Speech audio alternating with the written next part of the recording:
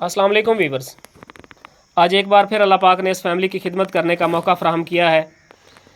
7 दिन पहले मैंने इनकी वीडियो अपलोड की थी और अल्हम्दुलिल्लाह वीडियो अपलोड करने के बाद बहुत सारे बहन भाइयों ने मेरे साथ रब्ता किया और इस फैमिली की काफ़ी हद तक हेल्प हो चुकी है। 7 दिन में तकरीबन 1,50,000 से ज़ायद की रकम इन तक मैं पहुँचा चुका हूँ।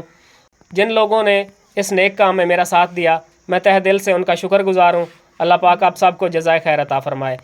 आज फिर मैं 3 भाइयों की अमानत लेकर आया हूँ।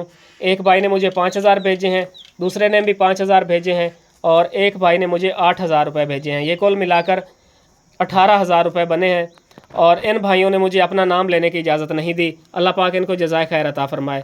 ये उनकी अमानत मैं इनके हवाले करता हूँ और इनसे मज़ीद बात करते हैं। अस्सलाम वालेकुम जी। वालेकुम सलाम। सर 3 भाइयों की अमानत लेके आया मैं तुहाडे कोल जी हाँ। 18,000 रुपये। हाँ जी। ये तुसी गिन लो।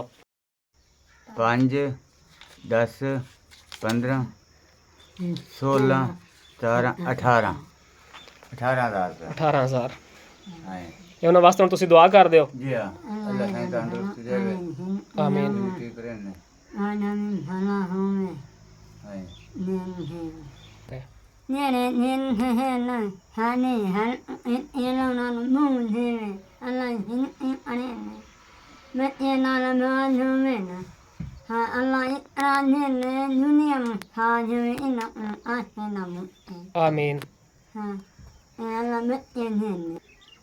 तुसी बच्ची दा चेकअप करवाया? जी कराया जी, कराया तो उन्हें जना मुल्तान दा दसे उत्थे ऑपरेशन होए इंदा बाल नवा पौंदा है दिल दा।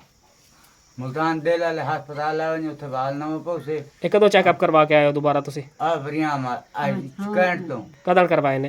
एक कल परसों कराया है। अच्छा। हाँ जी, परसों कराते हैं उन्हें दवाई दवाई खा दी हैं। उस बाद उन्हें से मुल्तान ले जाओ, इनका ऑपरेशन होना है, बाल नवा पवना। ठीक। नाजरीन ये कह रहे हैं कि हमने कल या परसों इसका चेकअप करवाया है बच्ची का। डॉक्टर ने कहा है कि इसको मुल्तान ले जाएं, वहाँ पे इसका दिल का ऑपरेशन होगा। मैं शुक्र अदा करना जो तो मेरी हेल्प की है, तो मेहरबानी थोड़ी।